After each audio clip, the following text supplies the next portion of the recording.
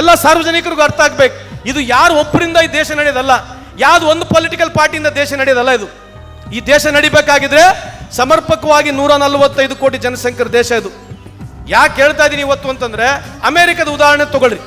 ಅಮೆರಿಕದ ಉದಾಹರಣೆಗೆ 30 ಕೋಟಿ ಜನಸಂಖ್ಯೆ ಇದೆ, ಅವ್ರು ಇರ್ತಕ್ಕಂಥದ್ದು $30 ಟ್ರಿಲಿಯನ್.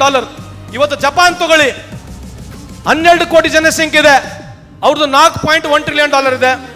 ಜರ್ಮನಿ ತಗೊಳ್ಳಿ, 8 ಕೋಟಿ ಜನಸಂಖ್ಯೆ, $4.7 ಟ್ರಿಲಿಯನ್ ಎಕಾನಮಿ ಇದೆ. ಉಲ್ಟಾ ಬರೋಣ, ಚೈನಾ ನಮ್ಮಷ್ಟೇ ಇದೆ. ಚೈನಾ ಇವತ್ತು $19 ಟ್ರಿಲಿಯನ್ ಇದೆ, 140 ಕೋಟಿ ಜನಸಂಖ್ಯೆ ಇದೆ. ಅಂದ್ರೆ ಅರ್ಥ ಏನು ಅಂತಂದ್ರೆ, ಒಂದು ದೇಶದಲ್ಲಿ ಪರ್ ಕ್ಯಾಪಿಟಲ್ ಇನ್ಕಮ್ ಅಂತ ಹೇಳ್ತೀವಿ.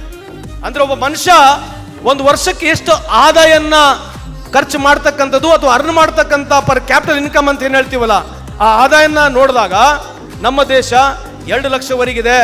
ಇವತ್ತು ಚೈನಾ 12 ಲಕ್ಷ ಇದೆ, ಜಪಾನ್ 30 ಲಕ್ಷಕ್ಕಿದೆ, ಜರ್ಮನಿ 50 ಲಕ್ಷಕ್ಕಿದೆ, ಅಮೆರಿಕ 80 ಲಕ್ಷಕ್ಕಿದೆ. ಸೊ ಅದಕ್ಕೆ ಓವರ್ ಆಲ್ ನಾವು ಏನೇ $4 ಟ್ರಿಲಿಯನ್ ಎಕಾನಮಿ ಮಾಡಿದ್ರು ಕೂಡ ನಮ್ಮ ದೇಶದಲ್ಲಿ ಪರ್ ಕ್ಯಾಪಿಟಲ್ ಇನ್ಕಮ್ ಅಂತಕ್ಕಂಥದ್ದು ಬಹಳ ಇಂಪಾರ್ಟೆಂಟ್. ಅಂದ್ರೆ ಕರ್ನಾಟಕ ರಾಜ್ಯದಲ್ಲಿ ನಾವು ಪರ್ ಕ್ಯಾಪಿಟಲ್ ಇನ್ಕಮ್ 2 ಲಕ್ಷಕ್ಕಿದ್ರೆ ಬೇರೆ ರಾಜ್ಯಗಳಿಗೆ ಹೋಲಿಕೆ ಮಾಡ್ಕೊಂಡು ನೋಡಿದ್ರೆ, ಅಥವಾ ಬೆಂಗಳೂರು ಇರ್ತಕ್ಕಂಥ ಜಿಲ್ಲೆಗೆ ನಮ್ಮ ಜಿಲ್ಲೆಗಳಿಗೆ ನಾವು ಹೋಲಿಕೆ ಮಾಡ್ಕೊಂಡು ನೋಡಿದ್ರೆ ಕಮ್ಮಿ ಆಗ್ತಾ ಬರುತ್ತೆ.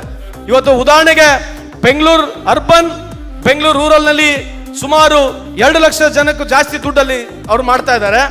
ಬೇರೆ ಬೇರೆ ಜಿಲ್ಲೆಗಳಿಗೆ ಬಂದು 2 ಲಕ್ಷಕ್ಕಿಂತ ಕಮ್ಮಿ ಆಗ್ತಾನೆ ಬರುತ್ತೆ. ಆವರೇಜ್ ನಾವು ನೋಡ್ತಾ ಇದ್ರೆ ಕರ್ನಾಟಕದಲ್ಲಿ ಸುಮಾರು 1.5 ಲಕ್ಷವರೆಗೆ ನೀವು ಕನ್ಸಿಡರ್ ಮಾಡ್ಬೋದು. ಎಲ್ಲ ಹಳ್ಳಿಗಳು ಬೇರೆ ಬೇರೆ ಡಿಸ್ಟಿಕ್ ವೈಸ್ ಹೋದ್ರೆ, ಬೇರೆ ಬಿಹಾರ್ ಅಂತಕ್ಕ ರಾಜ್ಯದಲ್ಲಿ ನೋಡಿದ್ರೆ 43,000 ರೂಪಾಯಿ ಇದೆ. ಇದನ್ನ ಚರ್ಚೆ ಆಗ್ಬೇಕು. ದೇಶದ ಪ್ರಗತಿ ಆಗ್ಬೇಕಂತಂದ್ರೆ ಪ್ರತಿಯೊಬ್ಬರ ಬಡವರ ಕೈನಲ್ಲಿ ದುಡ್ಡು ಬಂದ್ರೆ ಮಾತ್ರ ಬಡತನ ನಿರ್ಮೂಲನೆ ಆಗತ್ತೆ, ದೇಶ ಆರ್ಥಿಕವಾಗಿ ಬೆಳಿಲಿಕ್ಕೆ ಸಾಧ್ಯ ಇದೆ.